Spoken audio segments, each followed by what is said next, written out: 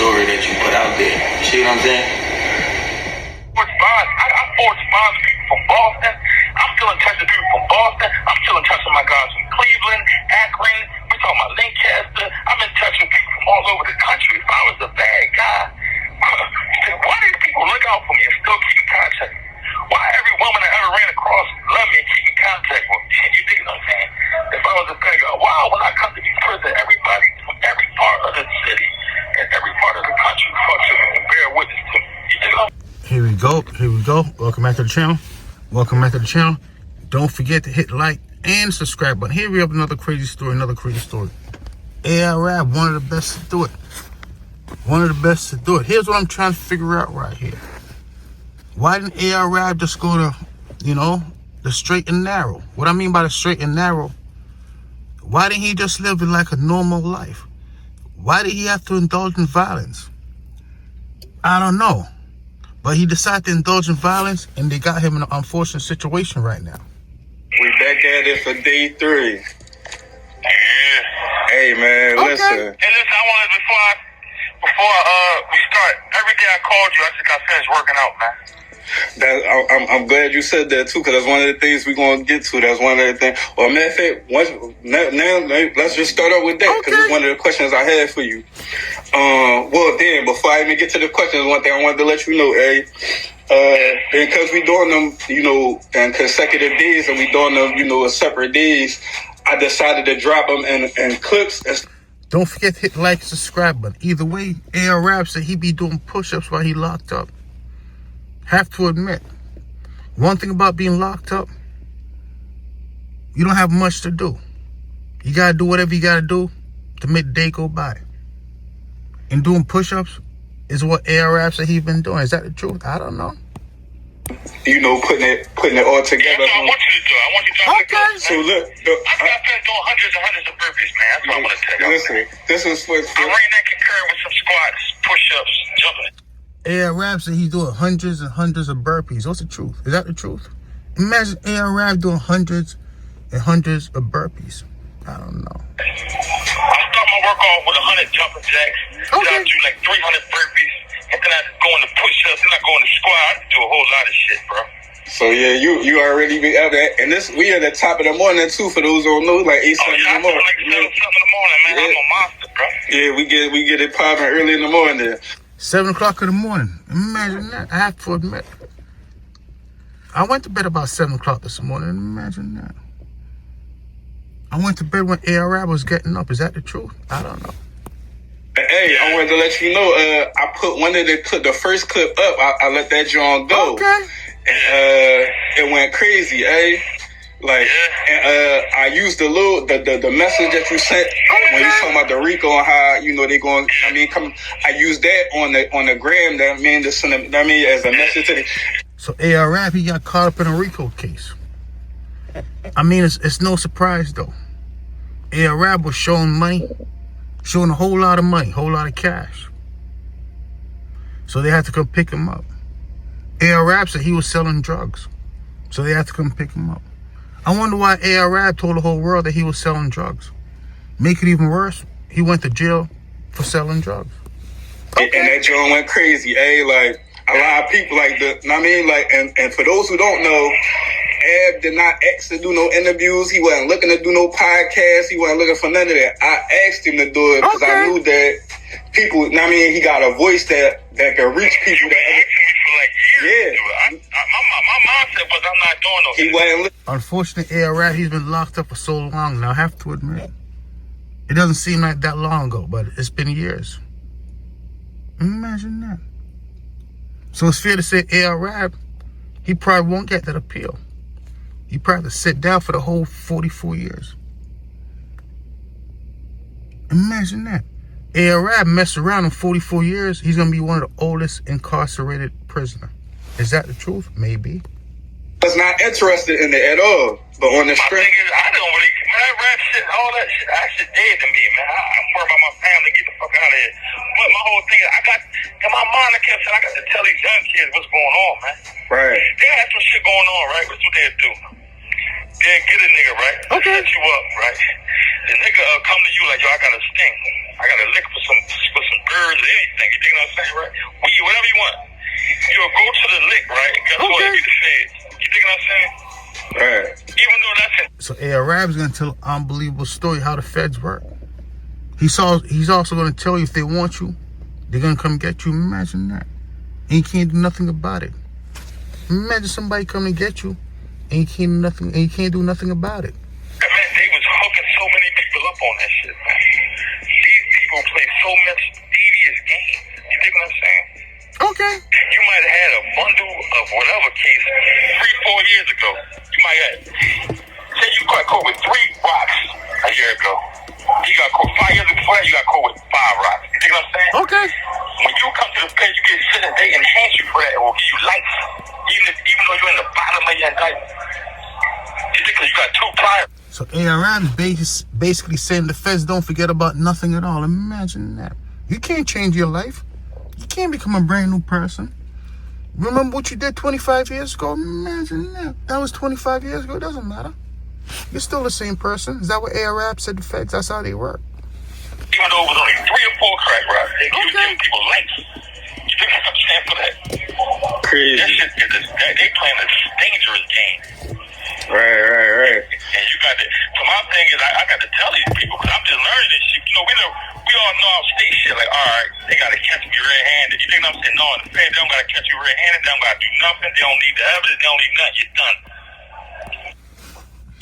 Arab saying the feds are a whole lot more serious than the state, but I have to admit, I wonder why he didn't learn when he was in the feds.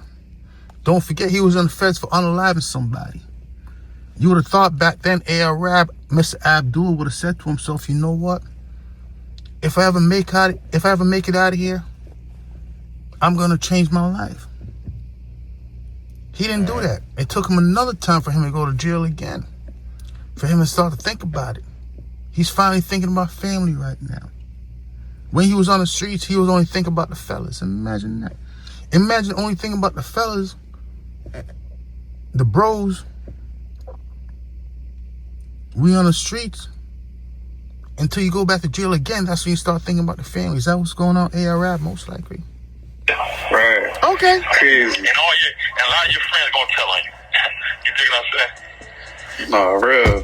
So, I mean, a lot of people, your message definitely cut through. That's why I'm glad you definitely spoke on it, because a lot of people, like I said, that John went crazy, eh?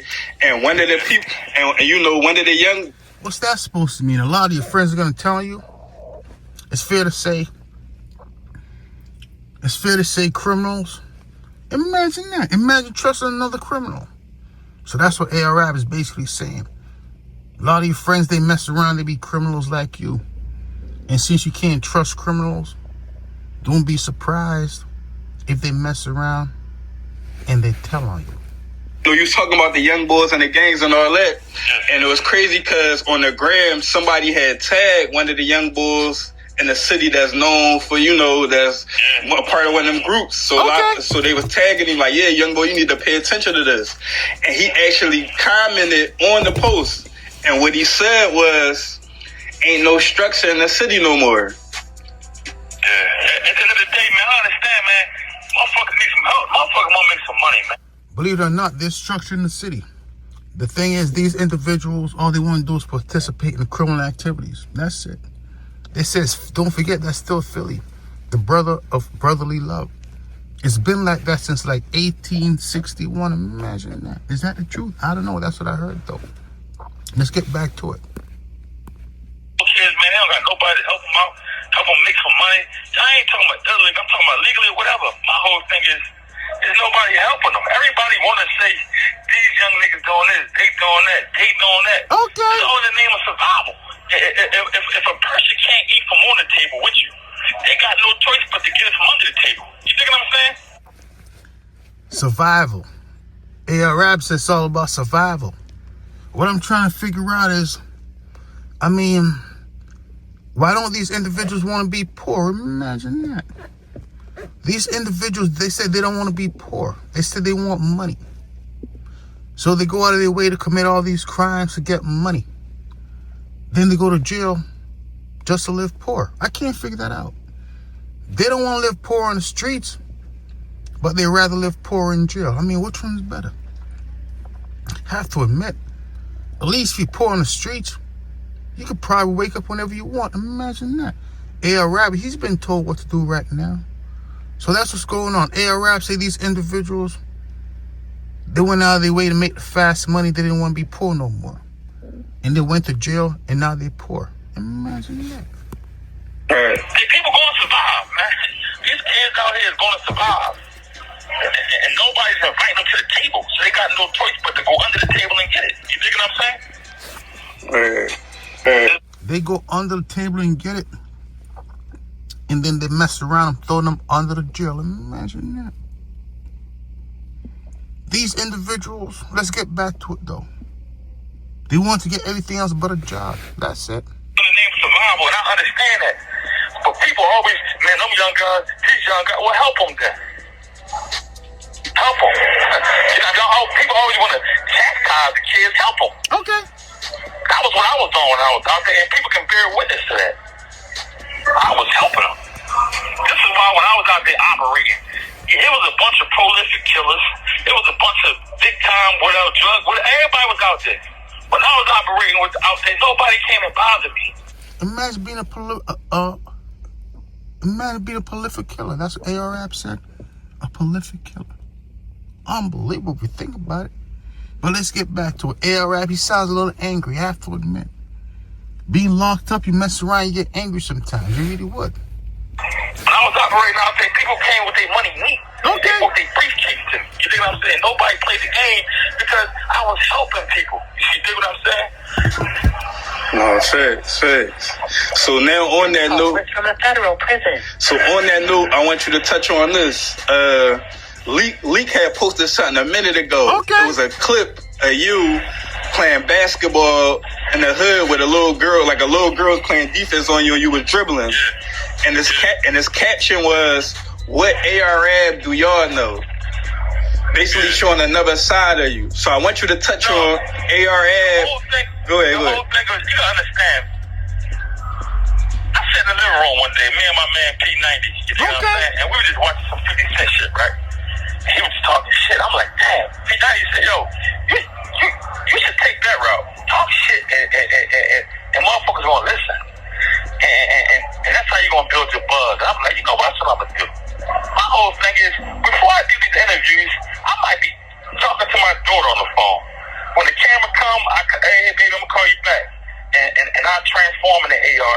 You think what I'm saying? That whole thing was an image. I'm not running around acting. Imagine that. A.R. Rabbit said it was all a gimmick. Have to admit, like I said before, he sounds so convincing. But I feel a little bit better now. I just thought A.R. Rabbit was some type of wild monster. Imagine, I'm just talking that's entertainment purposes. I thought he was just some type of wild guy who just, who someone just took him off the leash. Imagine somebody just taking you off the leash. He's picking up that. Right. I'm running around like a fucking maniac. Like, you know me. That's why I want you. Right. That's why I want you to tell him. Have you ever known me to oppress anybody or to bother anybody or start trouble with anybody? Have you ever known me for that? That's why I want you to tell him. Okay. Hey, it's a. Hollow Man went to fucking, we was in second grade together. I mean, people know me. People that know me, they go, I don't never bother nobody. This shit, y'all get these interviews mixed up like I'm running around acting fucking crazy, man. I ain't on that, man. I changed the economy in my neighborhood, man. I help everybody out. Okay. There's nobody that grew up in my neighborhood can't say they ain't get some type of help from me. They ain't get any type of help from me. Okay. Even if not directly, even if it was their old heads, man, I help them. Right. And everybody in my neighborhood. So A.R. Rabbit is basically saying he helped everybody out. He was Philly's modern day Robin Hood. I mean, was he taking from the rich and giving to the poor? I don't know. I don't know what he was doing. Won't bear witness to that. And another thing too, I did an interview with Leak. Well, I did a couple joints with him, but one of the interviews, this one thing he said too, when I asked him about this. What's that? He said, if A was what people say he was, why would so many people fuck with him? He like, all these people wouldn't be around him. Niggas wouldn't be fucking with him if he was what y'all thought he was. Okay. It's just common sense. You're not gonna really see me with too many people because I'm not really like the people's person, but with A is like so many people wouldn't fuck with him if he was any type of snake slime. You see what I'm saying? Like, people would stay the fuck away. I have to admit, Leak Moss. What I said, Meek Moss, Leak Moss. That's A-Rab. He's his brother. A-Rab is his big brother. Imagine that. Imagine having nothing but nice things to say about your big brother. But either way, A-Rab's little brother, he said, you know what? He grew up, and the only thing he knew was police. I was knocking on his door, looking for both the brothers, Meek Moss and A-Rab. Let's get back to it, though. Imagine that. Imagine throwing your brother under the bus. Okay. If this how we really was, how the fuck was we? It's like, people would stay away from it. But the thing is, like all rappers, it's not really up to us to really tell y'all, well, this is true, this is not true. That's the allure of the music, for y'all to really like figure that out for yourself. This is why a lot of people fall in love with the story behind the music instead of the music. So it's like, dang, you got to give these people what they like, if that's the case. That shit can get tangled up real quick though. Like a motherfucker could forget that it's entertainment and just go straight like, no, that shit like, these niggas crazy. But like, no, people like really love us in real life. Like everybody that met us, I don't know nobody that met us that don't. But you know, I guess you can't be mad at the people for believing your story if that's the story that you put out there. You see what I'm saying? So that's what's going on right there. That's what's going on right there. It was all a story. A-Rab was just the best storyteller around. So convincing, everybody believed what he was saying. On top of that, he was showing off hundreds of thousands of dollars. I believe one point in time he showed off $500,000. Either way, A-Rab said, you know what? He's a block boy, a block hustler. And the feds came and picked him up on his own block. And they charged him with distributing blocks. Imagine that. Blocks are everywhere. Or something from Black Bricks. I don't know. Like this video, check out my other one, The Story of A-Rab. The individual who created a portrait of himself. A made-up character. And everybody ran with it. It's fair to say A-Rab, he might be free soon though. Don't forget, he was a great storyteller. Everything he was saying was all made up. I have to admit. When A-Rab used to have all those block parties, thousands of people used to show up. So it's fair to say he had some type of love in his community. Matter of fact, a whole lot of love. So you'll never know the truth. What type of person he was. Only thing you do know for certain, he was able to bring thousands of people out to block parties. And he was able to convince the world that he was a bad guy, a bully from Philadelphia. But deep down, A-Rab said he was a family man, married with children.